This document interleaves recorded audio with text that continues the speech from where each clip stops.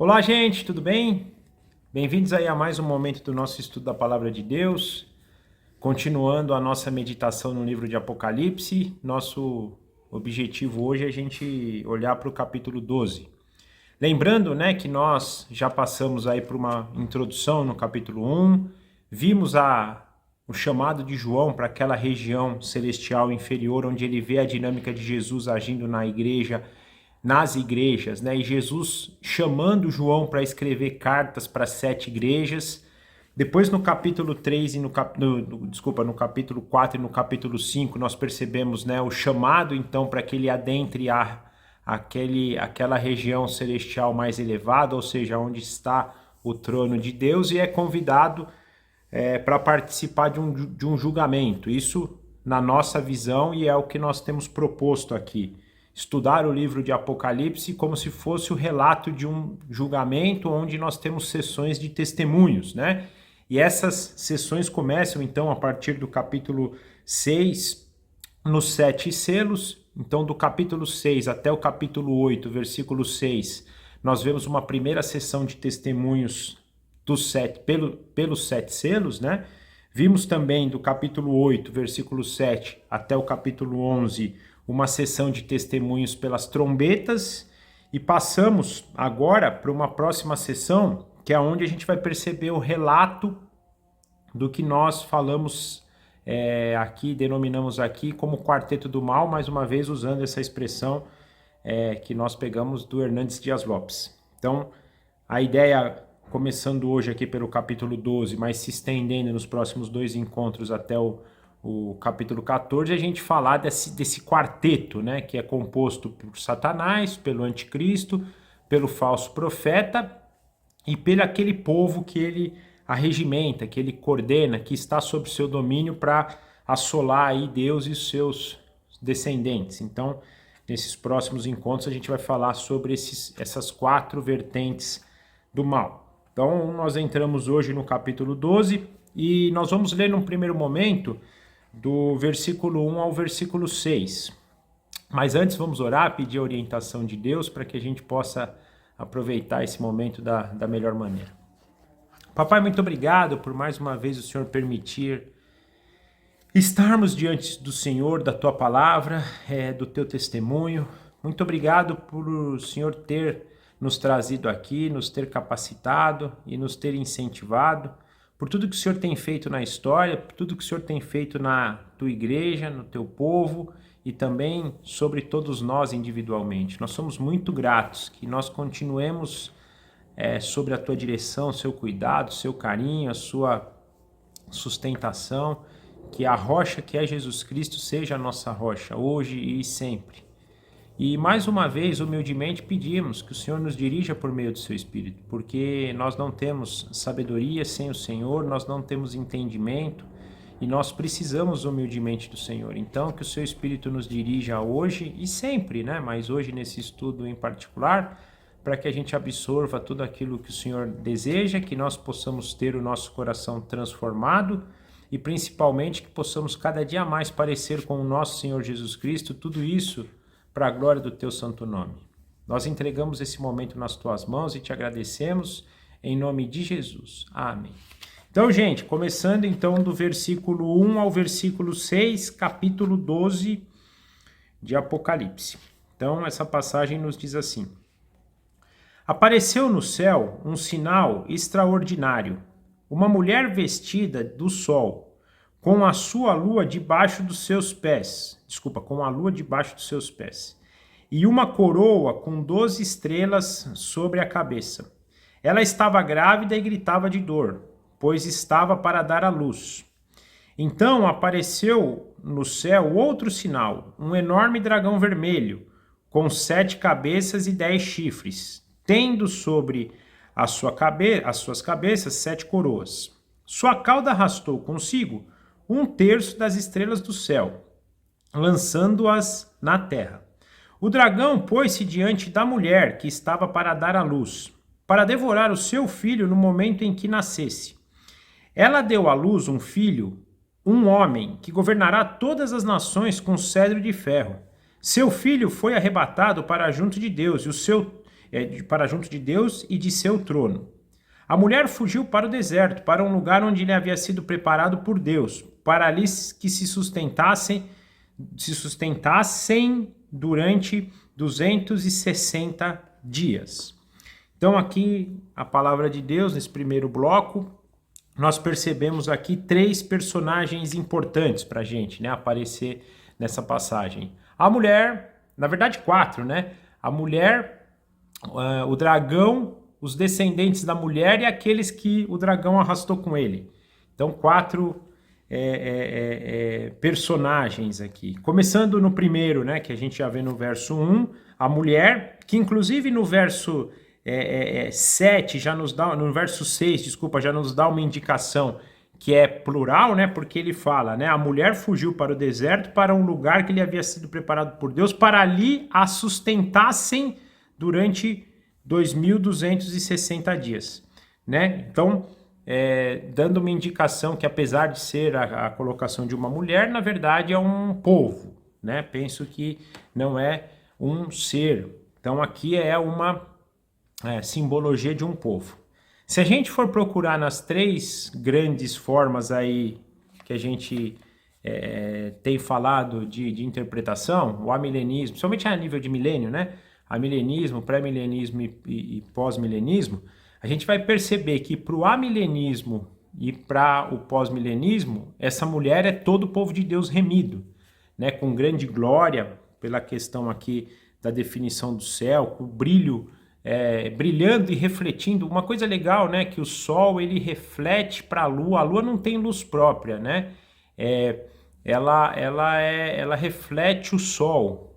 Então, essa indicação de sol e lua aqui, nessa dinâmica da própria glória de Deus refletindo nos seus filhos, o povo redimido de Deus. Então, a versão amilenista e a versão pós-milenista dizem que é o povo de Deus como um todo. Já a visão pré-milenista indica que é Israel, né? Ou seja, aquele que ainda, o povo que gera o Messias. O Messias vem desse povo, portanto eles são como se fosse a mulher, a mãe, né? Os pais aí do Messias. Então nessa indicação. Como eu digo, eu tendo a ter uma visão muito mais amilenista, principalmente quando a gente for falar de milênio especificamente, mas nesse ponto eu ainda entendo ser Israel também. Por mais que isso possa gerar algum conflito aqui, e depois nós vamos falar de algumas dificuldades que eu crio com isso, mas dentre as facilidades e dificuldades que a gente possa encontrar, eu acho que tem mais facilidade em encontrar que é Israel do que ser o povo remido de Deus. E aqui tem um ponto importante que eu queria pensar, por isso, né? Porque às vezes a gente confunde, eu tenho visto os dois lados, eu ouço a versão amilenista, principalmente a versão pré-milenista, e eu vejo que eu acho que tem um confronto, até por exemplo, quando a gente vai discutir isso em Romanos também, né? Quando Deus fala lá no capítulo 3, capítulo 12, sobre Romanos, sobre os israelitas, né? Eu penso que tem uma tensão, mas que no fundo é a mesma coisa, na minha opinião, tá? Posso estar errado, mas que, na verdade, eu gostaria de pôr aqui o meu ponto de vista do que se tange Israel, igreja, e já falei isso em alguns encontros passados, né? Que Deus, ele escolhe pessoas, depois nações, né? Pessoas, nação e depois nações, para fazer seu plano. Isso não quer dizer que ele vai ter distinção, né, entre pessoas. Pô, vou ter uma distinção de Noé, da distinção de Abraão, distinção de Davi, distinção de Paulo, Pedro, Lucas. Não, é o povo de Deus. Acho que vão ter galardões aí, e aí é uma outra discussão, não é para agora, cada um pela obra que foi capacitada e feita por Deus aqui vai ter a sua recompensa, mas a nível de povo, falando espiritualmente e eternamente, Deus tem um povo só. E o grande objetivo de Deus, até quando restaurar todas as coisas, e nós vamos discutir isso quando a gente for olhar para a queda da Grande Babilônia, é voltar para aquele princípio. A queda da Grande Babilônia, para mim, é o oposto da do levantamento de Babel, quando Deus cria as nações em Babel. Então, ali, e aí depois lá, quando a gente estiver falando da Grande Babilônia, nós vamos discutir o porquê também Deus fez com Babel, e às vezes a gente não entende Babel e não vai chegar no final para entender Babilônia também. Então, a queda da Grande Babilônia é destruição de tudo aquilo que aconteceu e começou lá em Babel. É mais amplo ainda, mas também do que aconteceu em Babel. Então não vai, quando Deus restaurar todas as coisas, todos nós falaremos uma só língua, nós seremos um só povo. Por que eu penso assim? Porque é a volta para aquele que é o propósito original. E se tem um lugar que hoje já aconteceu, que reflete o mais próximo possível o estado eterno, é o Jardim do Éden. E Deus deixa claro ali no Jardim do Éden, nas ordens que ele dá para Adão, que seria que eles se multiplicariam, que eles viveriam para a glória de Deus como um povo unido. Aliás, o grande desejo de Deus é formar uma grande família, não é formar uma família na Inglaterra, uma família no Brasil, uma família em Israel, é uma grande família. Então, pensando a nível eternamente, e é de eternidade, desculpa, Deus tem um grande povo. E isso é durante toda a história, desde Adão até o último ponto. Então, espiritualmente, esse é um povo. Porém, Deus usa aqui nações ou nação para que o seu propósito seja cumprido. Ele usou Israel. E às vezes a gente simplesmente acha que a igreja substituiu Israel, e tem uma linha que pensa nessa linha de substituição, e eu penso que a nível terreno não houve essa substituição. Israel cumpriu o seu propósito em Cristo, porém Deus não esqueceu Israel, e eu acredito muito naquela questão de promessas feitas, né, para Israel que vão ser cumpridas ainda. Né? Não necessariamente no milênio, como quem a linha pré-milenista defende, mas vão ser cumpridas eternamente, e muitos deles, né, não só a gente vê nas promessas, por exemplo, em Abraão, em Davi, todos eles esperavam essa promessa eterna. A gente vê em Hebreus falar que Abraão não esperava algo a nível desta era. Abraão esperava aquela cidade que estava sendo arquitetada pelo próprio Deus, ou seja, a cidade eterna, né? E aí também, pra gente, por que eu digo, às vezes a gente, para defender uma teoria, aí a gente acaba, a nossa ideia, a gente acaba tirando outros. Mas é uma cidade espiritual. Não, é uma cidade física, mas eterna. Né? E a gente não pode tirar de mente que a grande perda do homem foi ser expulso da terra perfeita. A gente, quando pecou lá com Adão, a gente foi expulso do Éden, que era uma terra física, que era uma terra perfeita. E o nosso anseio é voltar para essa terra perfeita. Por isso que nós somos peregrinos aqui. Porque hoje nós vivemos num lugar que não é a nossa terra. Mesmo sendo mas o Éden era aqui, mas eu quero dizer no sentido restaurar, não é restaurado, porque naquela época era aquele sentido, aquele puro, né? Aquela terra pura, sem a maldição do pecado sobre ela. A gente é desta terra, onde não há maldição do pecado. E nós estamos nessa aqui hoje que está corrompida pelo pecado devido à nossa queda. Né? Então é importante a gente ter isso, que essas promessas para Israel vão ter, e aí penso que Deus não esqueceu Israel, e a gente vai perceber muito disso, e vou falar um pouco mais disso nas passagens seguintes aqui, e só que Israel e igreja também vão se unir agora, e nós vamos falar da descendência, porque nós somos descendentes de Israel, e vou defender essa tese aqui também conforme a passagem de hoje. Somos agora um povo só, porque apesar de ter essa mulher que deu o filho que reinará eternamente, também tem descendentes. Portanto, gente, uma mesma família. Não tem mais distinção. E eu penso que a gente deve tomar cuidado com isso, porque senão a gente menospreza Israel. E muitos cristãos bons, sérios na história, caíram nesse erro. Por exemplo, Martinho Lutero, que era alguém que tinha ódio dos judeus. E não é isso que Deus espera de nós. Deus ama Israel.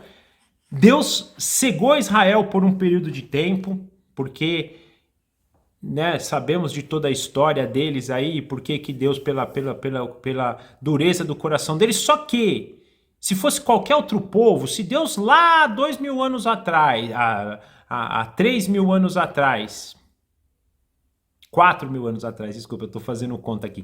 4.000 anos atrás, tivesse escolhido os brasileiros, vocês acham que ia ser diferente? Se tivesse escolhido os americanos, vocês acham que ia ser diferente? Se tivesse escolhido qualquer país europeu, você acha que seria diferente? Não seria, porque é o pecado enraizado no coração humano. Podia ser qualquer nação. Como a questão de Adão no Éden. A gente, pô, Adão, que sacana, meu. Por causa dele a gente tá... Não, Deus pegou a melhor pessoa que poderia existir na raça humana e pôs lá para ser testado e viu que não dá. Mas se fosse eu, teria caído muito mais. Se fosse você, teria caído muito mais. Então é a mesma coisa. Mas, então Deus, não penso que Deus rejeitou Israel eternamente, daqui para frente, e que agora a igreja substitui Israel. Na minha opinião, a igreja tem o seu papel na história agora, que é a revelação do Antigo e do Novo Testamento. Israel teve teve seu papel na história, que é a revelação do Antigo e a preparação do caminho para o Messias. Por meio deles vieram o Messias, da mulher aqui. Então, na minha opinião, é Israel. Mas, mais uma vez, gente, é discutível. A gente olha aí pessoas falando, né, dessa linha milenista, pessoas muito sérias defendendo como povo de Deus, que faz sentido também. Estou trazendo aqui o que o meu coração, né, entende, né, se conforma mais, encontra mais sentido. Então falamos do sol, falamos da lua, dessa reflexão das 12 coroas, né? Desculpa, das 12 estrelas, e as estrelas a gente vem acompanhando no livro de Apocalipse, que são os anjos que coordenam ali, os líderes, né? O que quer que seja, as igrejas, né? Então 12 na sua cabeça, representando, e aqui poderíamos pensar, quem defende essa tese do povo, né? São os 12 profetas, os 12 apóstolos, os 12 pais de Israel, penso aqui ser os 12 pais, né? Vemos aqui também outra característica da mulher, que ela está grávida com dores de parto e sofrendo para dar o filho. E eu tenho defendido essa tese também, que isso acontece aí até ampliando um pouco mais, que era uma outra possibilidade que a gente podia pensar da mulher, não só descendência a nível de Israel, que é por Israel, mas abrangendo até Eva. Porque lá em Gênesis 3, Deus já prometeu isso para Eva, fala assim, o teu descendente, e desde Gênesis 3 há uma perseguição, que é o que a gente vai ver para esse descendente. Então, desde Gênesis 3, Satanás está lá esperando o descendente nascer. Então, cada descendente que nascia dessa semente santa que Deus plantou desde Eva, indo por Sete, passando por Noé, passando por Sem, passando por Abraão, passando por Davi e até chegar a Jesus, desde lá Satanás está lá prostrado diante da mulher esperando, e nós vamos ver isso hoje também. Então, na minha opinião, a mulher ela tende a essa questão de ser Israel, abrangendo também Eva, mas pensando aqueles aonde foi plantada a semente santa para a vinda do Messias, aquele povo que gerou o Messias, né? Então, versículo 1 e 2 fala da mulher. Versículo 3, o grande dragão vermelho, a gente tem visto e tem associado principalmente vermelho a Satanás, sangue, Satanás, sofrimento, né? Ele tem uma característica interessante, 7 cabeças, 10 chifres, 7 diademas, né? Eu vou ler no final, porque eu acho que é melhor ler no final do que ler agora, uma passagem em Daniel 7, que eu penso ser a mesma pessoa, né, a mesma descrição, desculpa, né, a pessoa a gente sabe que é Satanás, né, a mesma descrição de Daniel 7, mas aqui mostrando então que é aquele que é o destruidor, o acusador, e vamos ver mais para frente. Com ele também há 1/3 das estrelas, ou seja, 1/3 dos anjos do céu que ele arrastou na sua queda 1/3, né, e depois dele arrastar esse terço e ser lançado para a terra, ele passa então a perseguir a mulher para matar seu descendente.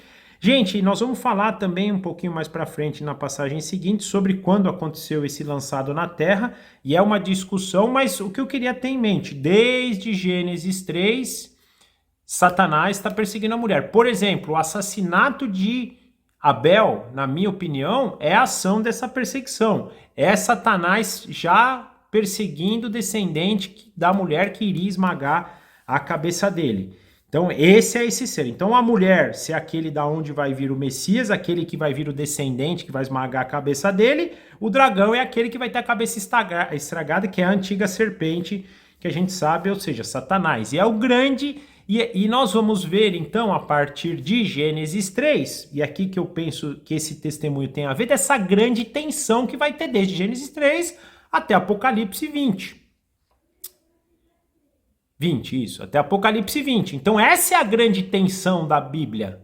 Essa tensão da briga do descendente da mulher com o dragão. E aqui nós temos esse relato desses dois personagens aqui, né?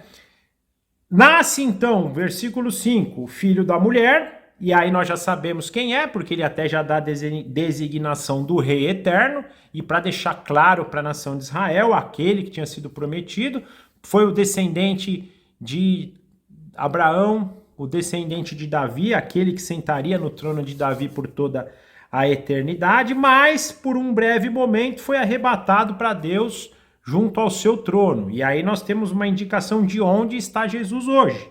Onde está Jesus?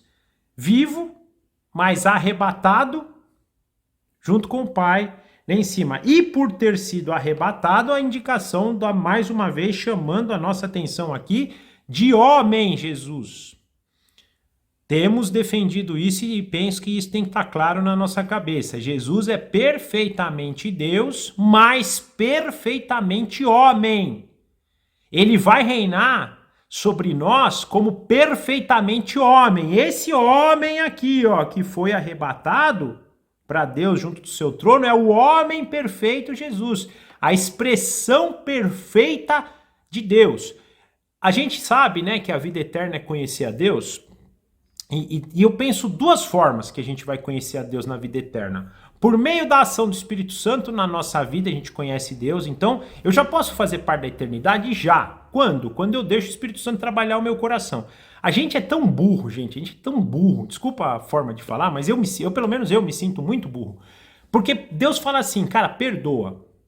Né? Aí a gente fala, nossa, mas é tão difícil perdoar. Só que a gente esquece que, quando a gente perdoa, mais do que a gente está exercendo um desígnio de Deus, porque fomos perdoados, nós conhecemos Deus, porque nós conhecemos como Deus perdoa. Quando nós somos mansos, quando alguém é agressivo com a gente percebe como Deus é manso. Então, essa é uma forma. Quando o Espírito Santo, por meio do seu fruto, age em nós, e agindo com o fruto do Espírito, a gente conhece Deus. E outra forma é olhar para o homem Jesus. Nós vamos olhar nas atitudes do homem Jesus, que é perfeitamente homem, é perfeitamente Deus, e vamos conhecer a Deus. Lembra que Tomás pergunta, mostra-nos o Pai, e Jesus ainda dá aquela resposta, penso que foi até meio que debochada, né? Pô, ô Tomás, você tá andando comigo todo esse tempo, Tomás, você me pergunta, você me pede para mostrar o Pai, quem me vê é o Pai. E vai ser a outra forma. Então esse homem que vai estar reinando eternamente sobre nós vamos conhecer a Deus por meio dele. Mas ele vai ser arrebatado, foi arrebatado então, e está lá do lado do trono. Com isso a mulher fugiu, né? E aí vem um problema aqui pra gente. Aí começam as discussões, né? Pô, fugiu quando? E pior, aí nós vemos que ela foge para um deserto que Deus tinha preparado para ela, para que ela ficasse ali por 1260 dias. Aí tem um ponto aqui, né? Um tempo cravado. E nós temos defendido esse ponto de 1260 dias, também há essa possibilidade. Por exemplo, os amilenistas e os pós-milenistas creem que esse tempo é um tempo indefinido, é uma quantidade de tempo, né? Um período de tempo. E os pré-milenistas não, são 3 anos e meio lá do período da grande tribulação, né? Então, na verdade, a gente passa a ter esse problema. E agora? Ele fugiu por um tempo indeterminado. E aí tem uma coisa interessante que vamos pensar pelas duas óticas. Vamos pensar pela ótica que isso seja um tempo indeterminado. E eu acho que cabe. Mas se a gente for pensar por isso, para eu primeiro, no caso da visão amilenista, para eu pensar nisso, por isso que eu não posso falar da nação de Israel. Até porque, se a gente for pensar, gente, até 1948 Israel estava perdido no mundo, então Israel se perdeu no mundo, né? Só que tem uma coisa que a gente não para pensar, como é que pode um povo sobreviver 2000 anos disperso e firme e forte do jeito que esses homens vivem? Então, se eu pensar a nível de era, realmente Deus está preservando Israel desde 70 depois de Cristo, quando eles foram expulsos lá da nação, estão espalhados por todo e não foram dizimados, não se extinguiram, a nação ainda existe e voltou lá para Israel agora. Então, mesmo que eu pensasse em toda a era, podia ser assim, mas não é isso que eles pensam, porque uma vez que a mulher não é Israel, é o povo inteiro, não tem a ver. Mas mesmo se eu fosse para essa linha, que a mulher é Israel, e pensasse de um tempo indeterminado aqui, não um tempo literal, fazia sentido, porque Deus preservou Israel durante 2000 anos, quase 2000 anos, para que eles voltassem para a terra hoje, né?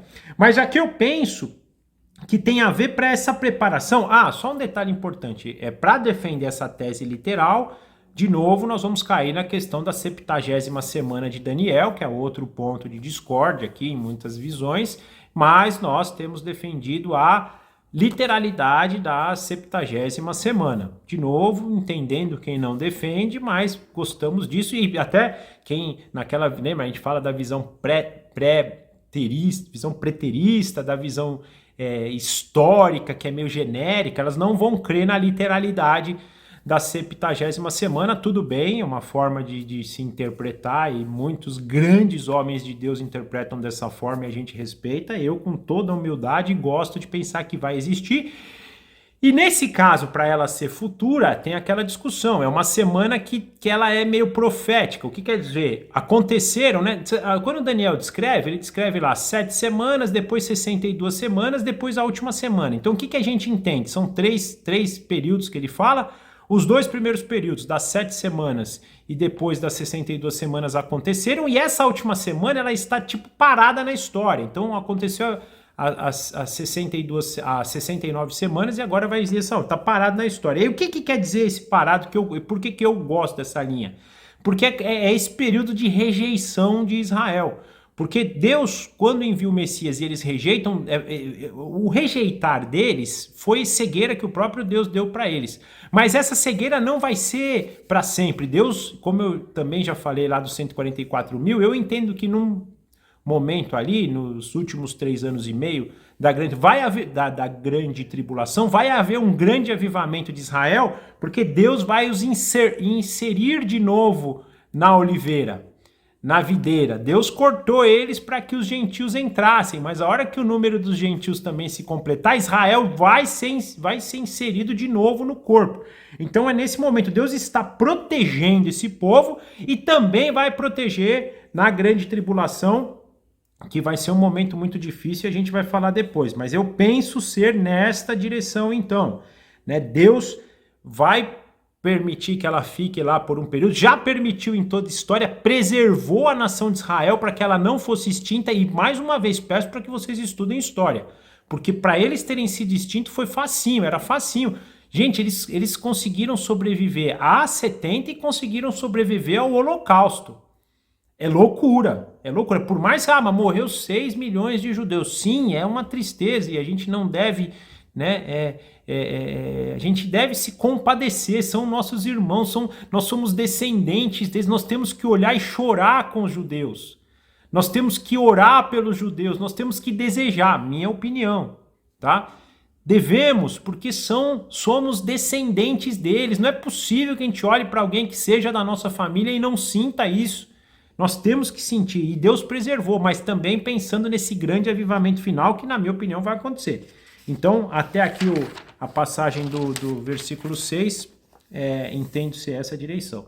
Gente, eu sei que talvez possa ter ficado confuso. Eu estou essa semana inteira com a minha cabeça fervendo aqui, pensava, ia numa linha, voltava na outra, tal. Eu acho que é um assunto para a gente ler, pedir discernimento para o Espírito, pedir, e mesmo assim a conta não fecha. Uma hora fechava, eu ia para outro caminho, voltava e vinha para cá de novo, e confesso para vocês que eu estou fazendo essa aula com pontos ainda que enroscam. Mas é lindo isso, porque esse é o nosso desejo, de ir para as Escrituras.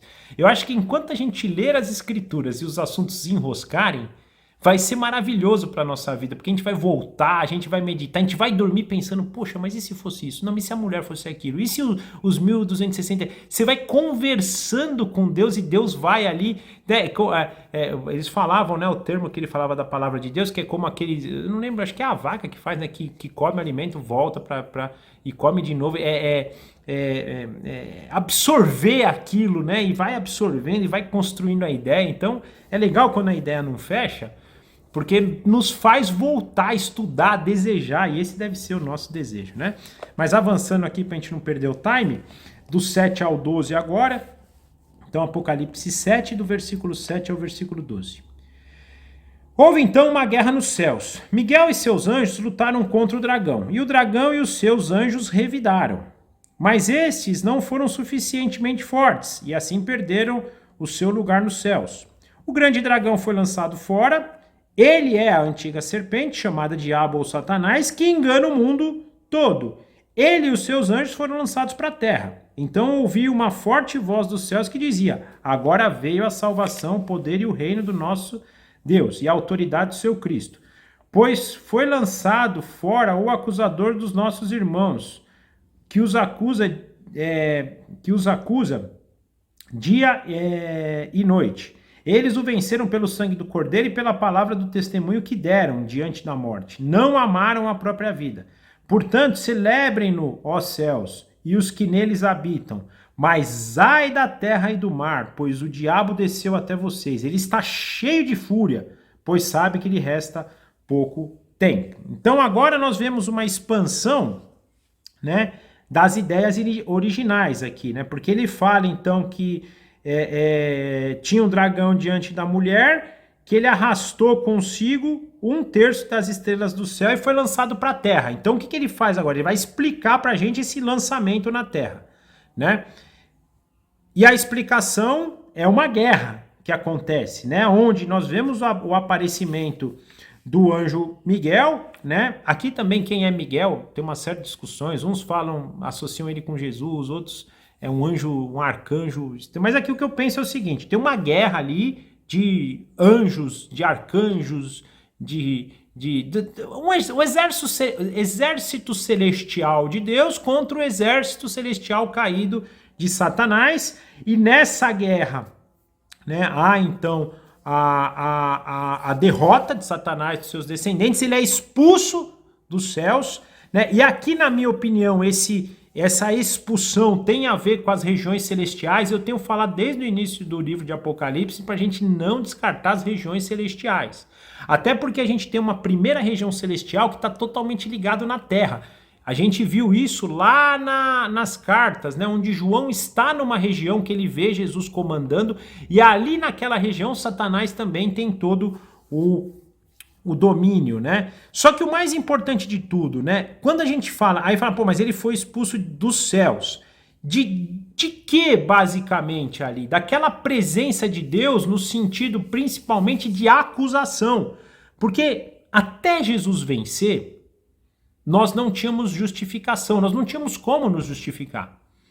O homem podia, primeiro que a gente sabe que ele não conseguia, né? Mas se o homem até obedecesse 100% das leis, ele podia se justificar, mas a gente sabe que nenhum homem conseguiu, nem o mais santos dos santos, né? Então não podia ter uma justificação e Satanás jogava isso na cara. Não pode porque eles não são justos, não pode porque eles não são justos, não pode porque eles não são justos. Tanto é que eu penso que até a cruz, todos aqueles que morreram em Cristo, ou seja, mesmo no Antigo Testamento, morreram crendo no Cristo que viria, eles ficaram numa região celestial intermediária, que a gente vê naquela parábola, penso eu ser aquela parábola, na verdade não é parábola ali, tá? Ali a gente acha que é uma história mesmo. Quando é parábola, Jesus usa uma forma diferente de começo ali para contar a história. Ali é uma história de Lázaro e o rico, onde o rico está numa região e Lázaro está com Abraão em outra, uma região visível, mas afastada. Tanto é que eles não têm contato. E fica claro no diálogo esse abismo que há entre eles, mas eles se veem. Então penso que existia essa condição, mas na derrota de Satanás, nessa guerra, que aí eu entendo ser a cruz, no momento da cruz, há essa possibilidade agora de justificação. Com essa possibilidade de justificação, com o acusador sendo expulso, agora nós podemos adentrar na região elevada, no trono de Deus. Aonde estão hoje? Os 24 anciões, que somos nós. Então os 24 anciões só puderam entrar lá no momento que Cristo venceu na cruz. Vamos explanar isso um pouco mais. É louco isso, gente. Pelo menos eu penso que é louco isso. Mas é a direção que eu entendo que está acontecendo aqui. Então, nessa guerra que acontece ali, Eu não me arrisco a dizer, eu estou aqui pressupondo que é nesse momento, que é naquele momento ali da cruz, quando é, né? É nos 3 dias ali, antes da ressurreição, né? Eu penso ali que está acontecendo algo e Jesus está vencendo ali e seus exércitos hoje podem expulsar, então tem a condição de expulsar. É tipo assim, agora vem a justificativa, então Deus, ao expulsar Satanás, é justo agora. Ele está agindo com justiça, porque agora há salvação, agora há justificação. E a justificação, então, quando Cristo justifica, ele pode liberar Miguel e os anjos para expulsar Satanás. É mais ou menos essa a ideia que eu penso que essa passagem, né, acontece. E aí, nós vemos no versículo 10, o céu proclamar. Né? O que o céu proclama? Agora veio a salvação. Então agora veio a salvação. Mas vamos continuando. Veio o poder. E veio o reino do nosso Deus e a autoridade do seu Cristo. Então aquele reino que havia sido perdido no Éden, no pecado do primeiro Adão, foi restaurado agora pela justiça e pela obediência do segundo Adão, que é Cristo. O reino agora foi devolvido para o segundo Adão. E Adão quer dizer humanidade, quer dizer homem. A autoridade restaurada por Cristo. Toda autoridade me foi dada nos céus e na terra, portanto vão. Por isso que eu penso que é a cruz, esse momento que houve essa batalha. Porque logo depois da cruz, lembra, nós estamos falando de Mateus 28, depois lá da ressurreição, tempo que Jesus passa com os apóstolos, e naquele momento ele fala, portanto, toda autoridade, essa autoridade me foi dada no céu e na terra, portanto vão, porque o reino é de vocês agora. Porque não tem mais acusador, aquele que acusava vocês de noite. Eu venci pelo meu sangue, versículo 11, o sangue do Cordeiro permitiu isso. E agora, pelo sangue do Cordeiro, vocês são minhas testemunhas, porque pela palavra do testemunho e diante da morte, porque vocês não vão negar mais. Porque agora vocês têm autoridade. Pela própria vida que vocês não amaram em favor do nome de Cristo, agora tudo isso foi. Então, olha os benefícios que essa vitória deu. Poder, reino. E lembra que as 24, né? Os 24 tronos lá, então poder reinando junto. Não há mais acusação, porque o acusador foi colocado fora. Tudo isso pela vitória do sangue do Cordeiro, ou seja, a cruz. Quando foi essa vitória? Na cruz. Por isso agora, nós temos capacitação para testemunhar, mesmo diante da vida, mesmo diante da morte. Não amando a nossa vida, mas amando o testemunho da verdade. Gente, isso é lindo, lindo, lindo, lindo, lindo. Olha que cena de testemunho. Apesar de tudo que Satanás faz, nós vamos ver mais para frente que ele vai fazer coisas ruins, nós não temos mais do que nos preocupar, porque toda a autoridade foi dada para Cristo e Cristo deu essa autoridade para nós. Não há mais acusação. Não tem como, porque não é sobre nós, é o sangue do Cordeiro. Não é sobre o que nós podemos fazer para alcançar a justificação, mas sim pelo que Cristo fez por nós na cruz. Essa vitória já foi dada, Miguel já expulsou o acusador, não tem mais acusador para aqueles que testemunham a verdade de Jesus Cristo.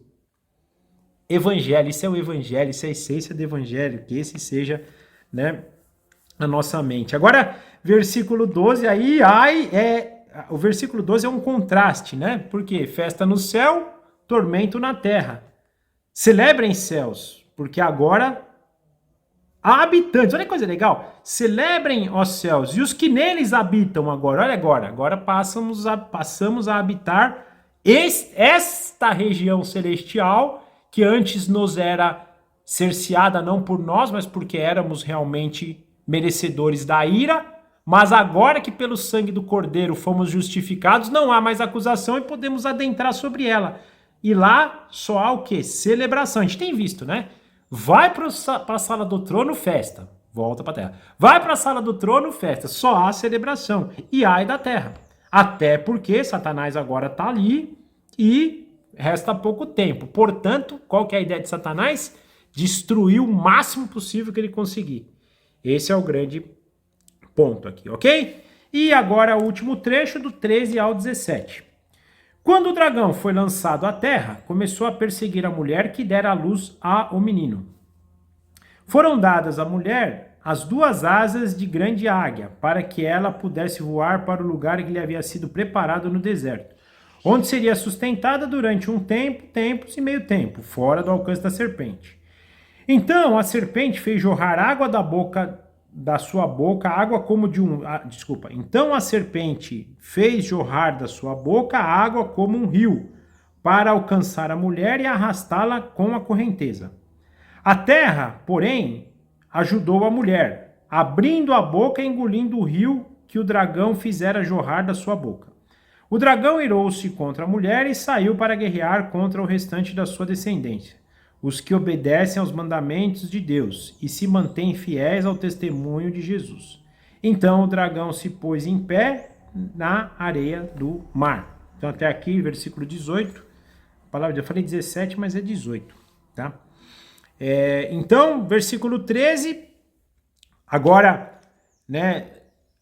Se a gente viu que é festa no céu, ai da terra, porque Satanás está lá. E ele começa a falar. Então o dragão lá foi lançado na terra e começou a perseguir a mulher, a que dera a luz ao menino. E só que foi dado para essa mulher condições, dada por Deus, condições de fugir, de prevalecer, né? Então vê aqui 2 asas, né? Foram dadas para ela asas de águia, né? Para que ela pudesse ficar e ela fosse sustentada. Fala aqui de novo, né? Tempos e meio tempo, que tem a ver com os 3 anos e meio, que tem a ver com os 2.060 dias, que é o que a gente falou anteriormente. E aí, até trazendo isso, eu gostaria de olhar para a gente agora, eu queria ler isso com vocês, porque essas passagens são bem legais, que falam desse momento sobre a ótica de Daniel. Agora, Daniel relatando esses momentos. O primeiro relato dele, desse mesmo momento, que eu pelo menos entendo ser esse momento, encontra-se no capítulo 7, versículo 23 a 26, que diz assim: ele deu a seguinte explicação: o quarto animal é como o quarto reino que aparecerá na terra. Será diferente de todos os outros reinos e devorará a terra inteira, despedaçando-a e pisoteando-a. Olha aqui Satanás, olha a ira de Satanás de destruir, vai destruir a terra inteira. Os 10 chifres são 10 reis. Olha que legal que a gente lembra que a gente viu a besta com os 10 chifres lá também, ó. Mais uma menção aqui, que é o que eu falei lá que eu ia falar, tá vendo, ó? De Satanás, né? Aqui também, gente, de 10 reis, 10 reinos. Aí nós vamos entrar, vamos discutir isso mais pra frente. Aí tem essa questão só de ser talvez de ser uma ideologia de poder, e outros falam de uma aliança entre 10 reinos, tal, mas vamos deixar isso para os próximos encontros. Mas aqui diz assim: os 10 chifres são os 10 reis que sairão desse reino. Depois deles, um outro rei se levantará e será diferente dos primeiros reis. Ele falará contra o Altíssimo, oprimirá os seus santos e tentará mudar os tempos e as leis. Os santos serão entregues nas mãos deles por um tempo, tempos e meio tempo. Mas o tribunal o julgará e o seu poder lhe será tirado e totalmente destruído para sempre. Olha que coisa interessante. Aqui nós estamos falando, aqui Daniel nessa passagem nos mostra que os santos serão entregues na mão dele, desse reino. Mas, se a gente for agora para o capítulo 12 de Daniel e ler o trecho 10 a 12, nós vemos assim: eu vou ler a partir, eu falei do 10, mas eu vou ler a partir do 8. Eu vou ler do 8 ao 13, que diz assim, ó: eu ouvi, mas não compreendi. Por isso perguntei: meu senhor, qual será o resultado disso tudo? Ele respondeu: siga o seu caminho, Daniel, pois as palavras estão seladas e lacradas até o fim dos tempos. Muitos serão purificados, alvejados, refinados, mas os ímpios continuarão ímpios. Nenhum dos ímpios levará isto em consideração, mas os sábios sim. Depois da abolição do sacrifício diário e colocado o sacrilégio terrível, haverá 1.290 dias. Feliz aquele que esperar o fim dos 1.335 dias. Gente, olha que coisa interessante. Então nós vemos aqui no capítulo 7 que vamos ser entregues. Aqui nós vamos ver que nós vamos ser, ou quem ficar, vai ser purificado, alvejado e refinado. Aqui está falando de justo, não do ímpio. Né? E nós vemos aqui que Deus está preservando a igreja, o povo dele. O que eu penso sobre isso? Né? E a gente vai ver, a gente viu isso na própria história da igreja, quando primeiro, aonde estava a vitória dos crentes, principalmente no primeiro século, em não negar o nome de Cristo, mesmo diante da morte. Vimos isso na passagem anterior. Então, a vitória, a preservação, às vezes a gente está falando assim, que Deus, ao cuidar da gente, ele vai preservar a nossa vida, mas não. A preservação está diante da sustentação da palavra. Então, chegar um cara aqui na minha casa agora, botar um revólver na minha cabeça e falar, ou você nega a Cristo, ou você morre, o que é a minha vitória? Morrer por Cristo. E Deus vai me sustentar nisso, não vem de mim, porque se fosse de mim eu falharia.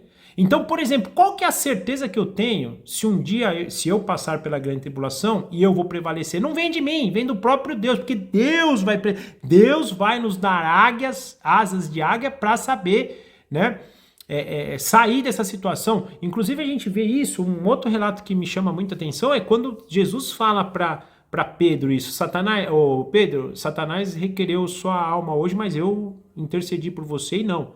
É isso, gente. É nessa opinião, nessa situação que nós vamos ter asas para saber se livrar, né, dessas coisas, né, dessas perseguições, né, e fora isso, né, logicamente muitos passarão por sofrimento, a gente vai ver, e a gente, na passagem de Daniel, vê que né, vamos ser entregues, muitos nas mãos deles. Para quê? Para que a gente seja limpo, para que a gente seja purificado. Não tem jeito. Se você quer purificar o ouro, você tem que colocar ele no forno. Você tem que assar ele, ferver ele, para que ele possa purificar das impurezas. É a mesma coisa. Infelizmente, a gente passa por isso. Mas o que Deus está falando para ele? Mas eu não vou desamparar vocês. Vocês vão estar sobre as minhas determinações, sobre os meus cuidados, sobre o meu. Então, pelo menos penso que tem a ver com isso, né? E aí nós percebemos avançando, né? Então Satanás faz tudo para matar a mulher, né? E versículo 15, né? Ele fala lá da sua boca sai águas como de um rio para afogar, né? Como se fosse fazer um dilúvio para a mulher morrer. Mas aí a gente percebe algo maravilhoso, que o próprio Deus usa a terra para preservar, né? A mulher, que no caso aqui nós estamos defendendo ser Israel. Por fim, ele persegue, vê que não consegue, e aí passa a perseguir quem, então? Passa a perseguir os descendentes da mulher, que aí são a igreja, os cristãos, né? Por isso que penso nessa relação entre mulher e descendente, entre Israel e igreja. A gente às vezes separa, mas a gente deveria pensar de forma amorosa, de forma... Me fugiu a palavra, que eu tinha uma outra palavra, assim, mas com esse olhar puro, com esse olhar de nós sermos descendentes deles, né, da mulher e de Israel. E não com olhar de ódio, e não com olhar de desprezo, e não com olhar que agora a igreja é o verdadeiro povo de Deus. Gente, Deus... Aliás, uma coisa importante que eu queria trazer aqui pra gente também, quando a gente fica nessa disputa, né, de quem que é povo de Deus, mas Deus é aqui, né? Gente, a gente minimiza tanto Deus. Deus, ele é tão... Ele é infinito primeiro, né? Mas mais do que isso, tem para todo mundo, não tem problema, meu. Não precisamos ter ciúme, não precisamos olhar para o irmão e falar, nossa, ele tem mais Deus do que eu. Não. Se a gente se dedicar a Deus, tem Deus para todo mundo. Não precisamos ter essa inveja, não precisamos ficar assim, eles eram povo de Deus agora. Não, eles eram e são ainda. Nós somos também. Eu estou tentando trazer aqui para vocês essa questão do ciúme, né? De às vezes a gente tem esse ciúme por Israel. A igreja tem, agora nós que somos o povo de Deus, somos também, como eles são também, e no final vai ser tudo um povo só, uma família só, né? Todos noivos de Cristo, casados com Cristo, isso é o que importa, e a gente tem que ter isso em mente. E essa passagem eu penso que nos dá essa direção, né? A mulher e a sua descendência. E a gente pensar na descendência como nós, hoje saindo, né? Eu sempre falo isso nas pregações, as promessas de Abraão são para nós também, porque somos descendentes de Abraão. Lembra que, aliás, na promessa de Gênesis 15, lá Deus fala isso, né, da promessa para as nações, é por isso, porque as nações, aqueles que andam nos passos de Abraão, são filhos, são abençoados, não importa de que nação. Então todas as famílias da terra serão abençoadas por Abraão, pelas bênçãos que Deus dá para Abraão, porque são descendentes de Abraão, porque Cristo é descendente de Abraão, e se nós somos descendentes de Cristo também, irmãos de Cristo, com a forma que vocês quiserem pensar, somos da família de Cristo, somos da família, né, de Abraão. Então a gente tem que ter isso em mente. Mas então, só voltando, Satanás vê que não consegue perseguir a igreja, perseguir Israel, que não tem êxito, passa então a perseguir a igreja. Eu não falei, né, no começo aqui, mas eu penso que essa passagem então está acontecendo na grande tribulação, que na minha opinião, apesar de todo mundo falar que são 7 anos, a grande tribulação mesmo, na minha opinião, são os 3 anos e meio finais, né? Por quê? Porque nesses 3 anos e meio iniciais é aquele período de vai ter uma paz, os crentes vão estar contra, vão estar sendo perseguidos, mas os judeus ainda estão reconstruindo o templo, está tendo toda aquela dinâmica, só depois que tiver o sacrifício lá, o sacrilégio, depois de 3 anos e meio, que começa a grande tribulação. E acho que Mateus 24 até fala isso, né? Que é depois que há o cessar do sacrifício, que é que vai acontecer, né? A grande tribulação, né? Quer ver, ó, Mateus 24.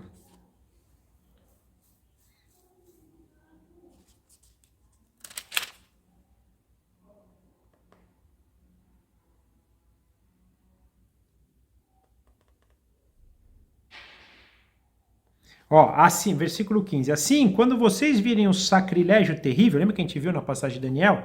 Escreveu que é o sacrilégio terrível. O que foi falado pelo profeta Daniel, tá vendo? Ó, Jesus falando, no lugar santo, quem lhe entenda, então os que estiverem na Judéia fujam, os que estiverem no telhado da casa desçam, ou seja, a grande tribulação, conforme Mateus 24, começa depois dos 3 anos e meio. Mas por que eu fiz essa introdução? Tem uma coisa, gente, que eu vou ter que estudar mais para trazer para vocês, mas ainda tá batendo na minha cabeça. Então, ok, esse período aqui são os 3 anos e meio finais, na forma com que eu estou defendendo aqui. Mas eu não sei se vocês repararam, na leitura de Daniel, no capítulo 12, olha o que fala depois do versículo 11. Depois de abolido o sacrifício diário e colocado o sacrilégio terrível, vimos agora em Mateus 24, olha o que fala, haverá 1290 dias. 1290 dias. Nós temos dito até agora 1260 dias. Tem 30 dias de diferença. Só que olha o que ele continua no versículo 12. Feliz aquele que esperar, que alcançar o fim dos 1335 dias. Ou seja, 45 dias depois dos 1290 e 75 dias depois do 1260. E agora? A Bíblia está errada? Daniel errou? João errou? O que aconteceu aqui? Né? Gente, é fantástico isso. Primeiro, a gente sabe que a Bíblia não está errada. Quem pode ter problema de falar isso é que não entendeu. Nós sabemos que ela é a verdade, porque o próprio Deus escreve. Então, como é que a gente resolve isso? Eu estou formando essa ideia, eu vou nos próximos encontros também continuar meditando. Hoje, o que pinta na minha cabeça, mas não é um cenário fechado ainda, né? O que pinta na minha cabeça, até porque a gente está defendendo essa tese de um julgamento.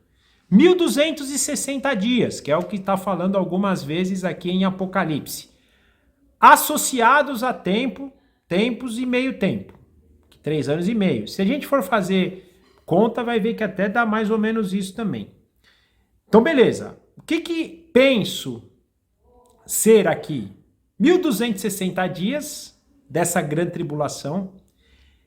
30 dias, que é do 1.260 ao 1.290, eu vi até um cara falar sobre, o Vitor Vieira falar sobre isso, numa procissão que Jesus faz, da volta de Jesus no 1260 até ele sacramentar o seu reino em Jerusalém, ele sentar no trono em Jerusalém. 30 dias dele passar pelo mundo, recolher todos os seus escolhidos e chegar a Jerusalém. E esses 45 dias, o julgamento. Não tô fechado com isso ainda, tá, gente? Tô trazendo aqui, eu não ia trazer hoje, eu ia deixar pra frente aí, porque eu queria pensar mais um pouco, mas só para vocês entenderem como é maravilhoso a gente estudar a Bíblia. Olha, a gente pega nesses detalhes aqui, ó, de 30 dias, de 45 dias, um ponto, né? Que a gente precisa meditar sobre isso. De novo, a Bíblia está certa. Não é que Daniel errou, ou João errou, ou João esqueceu do que Daniel tinha dito. Não, a Bíblia está certa. Até porque ela é inspirada por Deus, né? Ou seja, é o próprio Deus escrevendo aqui, então não tinha como errar. Então por que está 1290, 1335 e 1260? E aí eu penso mais ou menos dessa forma. Mas eu vou continuar meditando a respeito. Se vocês tiverem também alguma opinião ou alguma leitura, ponham aí nos comentários, porque eu acho que é algo que vai trazer, né? Mas hoje, a priori, penso ser algo nessa direção. 1260 dias Jesus volta, 30 dias até ele sentar no trono em Jerusalém e 45 dias de julgamento aí para sacramentar o estado eterno. Então, uma ideia aí geral do que está acontecendo. Então, era isso por hoje, capítulo 12. Eu acho que hoje veio muita maluquice pra gente, né? Muita coisa importante pra gente pensar, absorver. Penso que foi uma aula difícil, né? Com muitos pontos polêmicos. Mas, de novo, gente, que vocês possam ter o desejo de vocês mesmos buscarem, vocês mesmos entenderem as várias possibilidades de interpretação e formarem, né, a ideia de vocês. E deixar que isso também seja dinâmico, tá? Não seja estático, formou uma ideia, é isso para sempre. Não, permita que o Espírito trabalhe e vá dando maturidade, porque quanto mais maturidade a gente tem, mais o entendimento vai se formando de forma correta. Então permitam isso para vocês também e que cada vez mais a gente deseje este final, indiferente da forma que seja. Porque uma coisa é garantida, um homem judeu, provavelmente de 33 anos, reinará eternamente, expressando a glória perfeita de Deus, expressando o caráter, expressando Deus e fazendo de nós santos por meio do seu Espírito. Esse é o grande ponto, né? Chave, amém? Eu vou orar então, finalizando, e a semana que vem a gente se encontra de novo. Papai, muito obrigado por mais um dia, por mais um momento que pudemos estudar da Tua Palavra. Nós te agradecemos porque é o Senhor que nos capacita, o Senhor que nos dá entendimento, e é por meio do Senhor que nós conseguimos todas as coisas. Nós gostaríamos de consagrar esse momento nas Tuas mãos, também toda a nossa semana, a nossa vida, que a gente possa agir sempre para a glória do Teu nome, que o Senhor nos dirija por meio do Seu Espírito em todos os nossos passos e a gente possa Te conhecer cada dia mais. Nós entregamos a nossa vida ao Senhor e Te agradecemos em nome do nosso Senhor Jesus. Amém. Tchau, gente. Obrigado. Forte abraço. Até a semana que vem.